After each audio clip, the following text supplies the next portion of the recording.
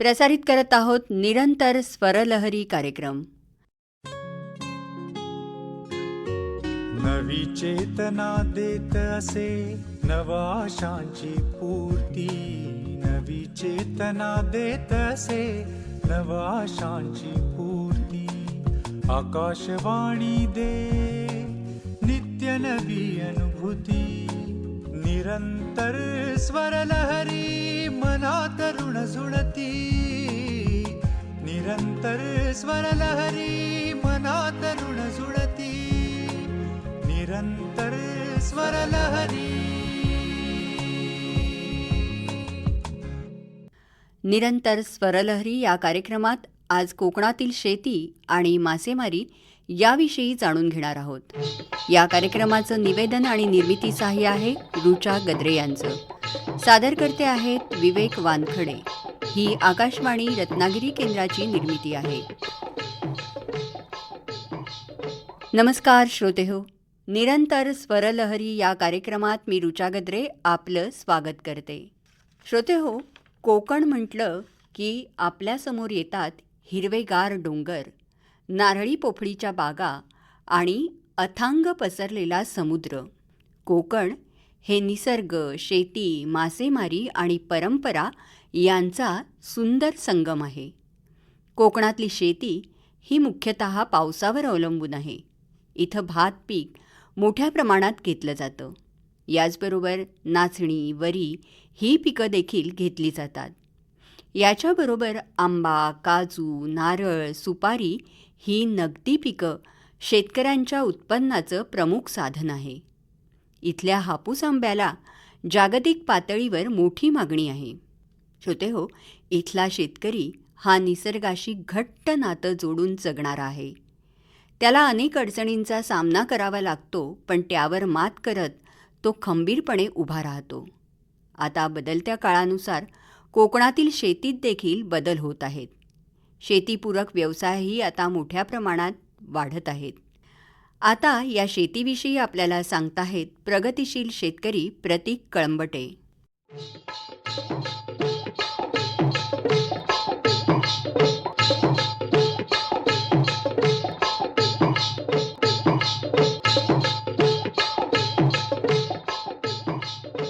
मी स्वतः एक आंबा आणि काजू बागायतदार आहे. त्याचबरोबर मी स्वतः कृषी पदवीधर असून गेली 15 वर्षापासून मी सक्रियरित्या नर्सरी व्यवसायात सुद्धा कार्यरत आहे. कोकणामध्ये प्रामुख्याने भात शेती केली जाते, त्याचबरोबर नाचणी सुद्धा केली जाते. त्याचबरोबर फळबागांमध्ये आपल्याकडे आंबा, काजू, फणस यांची शेती केली जाते.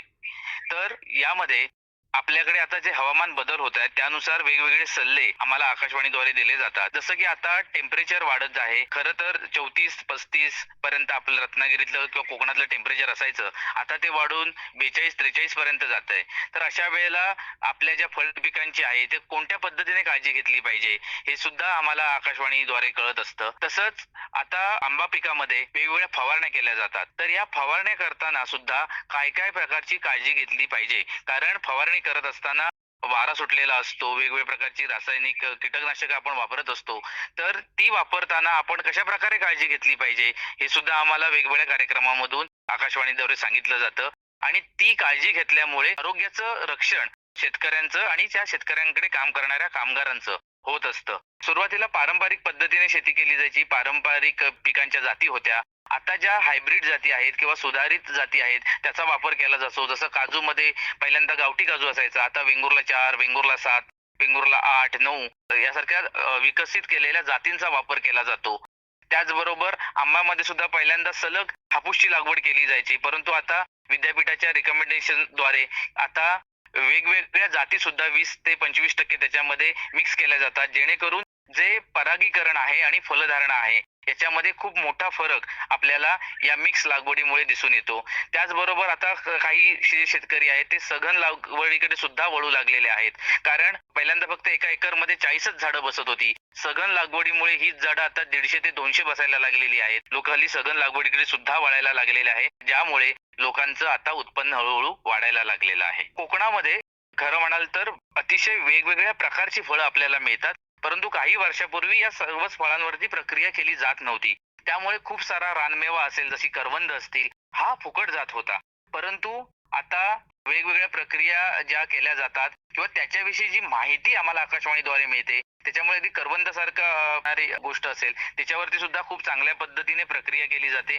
त्याचबरोबर काजूची बोंड, त्याच्यापासून सुद्धा वेगवेगळे पदार्थ बनवले जातात. म्हणजे ज्या गोष्टी पहिल्यांदा दुर्लक्षित होत्या, जसा रातांबा होता, त्याच्यावर सुद्धा आता खूप मोठ्या प्रमाणावर प्रक्रिया व्हायला लागलेली आहे. तसं फणस, खरं म्हटलं तर खूप मोठ्या प्रमाणावर प्रत्येकाच्या घरासमोर 1-2 तरी फणस असतात आणि खूप मोठ्या प्रमाणावरती कोकणामध्ये फणस याचं उत्पादन होत होतं. परंतु कोणीही सिरियसली किंवा त्या आर्थिक दृष्ट्या त्या फणसाकडे बघत नव्हतं. आता हळूहळू अवेअरनेस आल्यामुळे आणि लोकांच्या यशोगाथा कानावरती आल्यामुळे लोक त्या फणसाकडे सुद्धा अर्थार्जनाचा एक मार्ग म्हणून बघतायत आणि त्यातून एका चांगल्या प्रकारचं इन्कम शेतकरी कुटुंबाला मिळत आहे. आता हवामानामध्ये वेगवेगळे बदल होत असतात आणि त्यानुसार पिकावरती येणारे रोग, किडी हे सुद्धा बदलत असतात. तर वेळोवेळी होणाऱ्या बदलानुसार कोणकोणती उपाययोजना करायच्या हे आम्हाला आकाशवाणीमुळे कळते. त्याचबरोबर शासनाची नवीन नवीन धोरणं, तशा नवीन नवीन कृषीसाठी असणाऱ्या योजना ह्या सुद्धा वेळोवेळी आम्हाला या वेगवेगळ्या कार्यक्रमांद्वारे कळत असतात आणि त्यामुळे त्यांचा लाभ घेणं आमच्यासारख्या शेतकऱ्यांना खूप सोयीचं पडतं. कोकणामध्ये प्रामुख्याने आंबा, काजू, फणस, चिकू, त्याचबरोबर रातांबा, त्याचबरोबर मत्स्यशेती केली जाते किंवा मासेमारी केली जाते. या सर्वांनाच आकाशवाणीचं फार मोठं मार्गदर्शन विविध कार्यक्रमातून लाभत असतं. त्याचबरोबर आकाशवाणीवरच्या कार्यक्रमांमध्ये विद्यापीठातील वेगवेगळे कृषी तज्ज्ञ आमंत्रित केले जातात.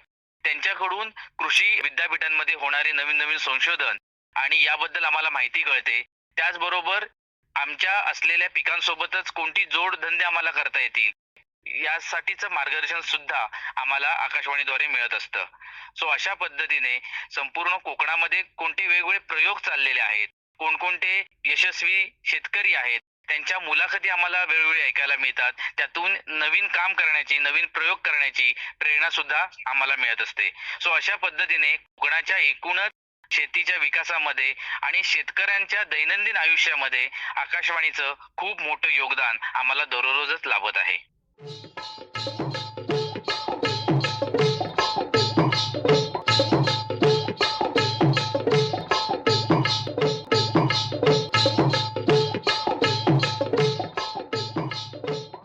श्रोतेहो, शेतीच्या बरोबरीनं कोकणात मासेमारी हा व्यवसाय देखील इथल्या लोकांचा प्रमुख व्यवसाय आहे. पारंपरिक होड्यांपासून ते आधुनिक ट्रॉलर्सपर्यंत विविध पद्धतींचा वापर करून इथे मासेमारी केली जाते. सुरमई, पापलेट, बांगडा, कोळंबी यासारख्या माशांना बाजारात मोठी मागणी असते. आता या मासेमारीविषयी आपल्याला सांगताहेत मत्स्य अभियांत्रिकी तंत्रनिकेतन येथील प्राचार्य डॉक्टर केतन चौधरी.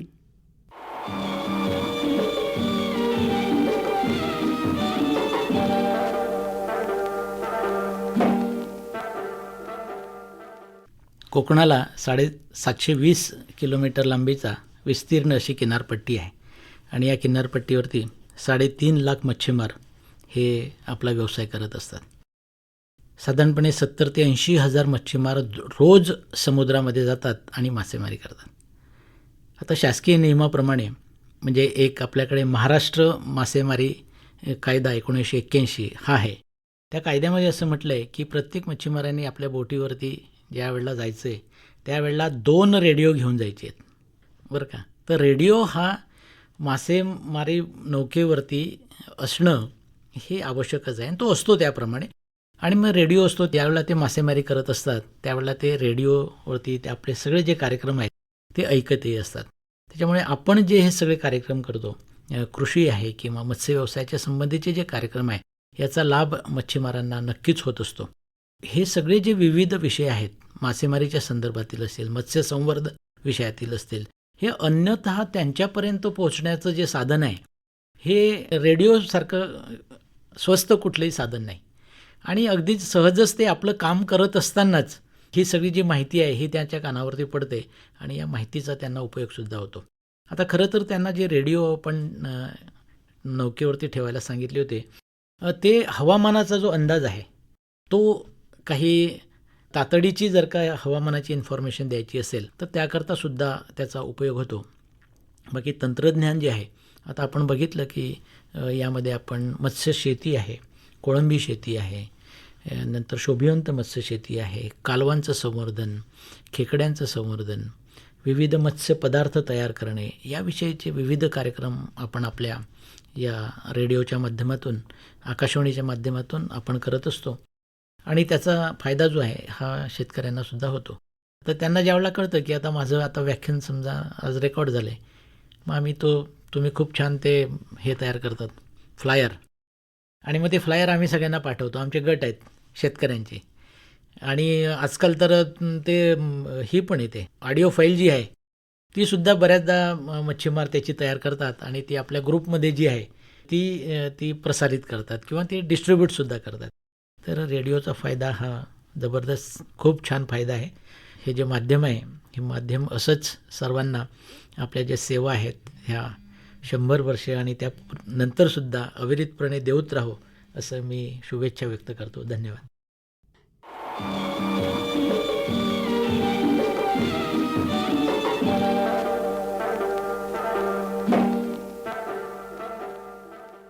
श्रोतेहो, बदलत्या काळानुसार मासेमारीमध्ये देखील मत्स्य संवर्धन, मत्स्य पदार्थ तयार करणं यासारखे व्यवसाय देखील वाढीला लागले आहेत. आपलं कोकण आणि आपल्या कोकणातली शेती, मासेमारी म्हणजे निसर्ग आणि परंपरा यांचा खूप छान संगम आहे. नवी चेतना देत असे नवा आशांची पूर्ती, नवी चेतना देत असे नवा आशांची पूर्ती. आकाशवाणी दे नित्य नवी अनुभूती, निरंतर स्वरलहरी मनात ऋण जुळती, निरंतर स्वरलहरी मनात ऋण जुळती, निरंतर स्वरलहरी. आत्ताच आपण ऐकलात निरंतर स्वरलहरी हा कार्यक्रम. आज या कार्यक्रमात कोकणातील शेती आणि मासेमारी याविषयी आपण जाणून घेतलं. या कार्यक्रमाचं निवेदन आणि निर्मिती सहाय्य होतं रुचा गद्रे यांचं. सादरकर्ते होते विवेक वानखडे. ही आकाशवाणी रत्नागिरी केंद्राची निर्मिती होती.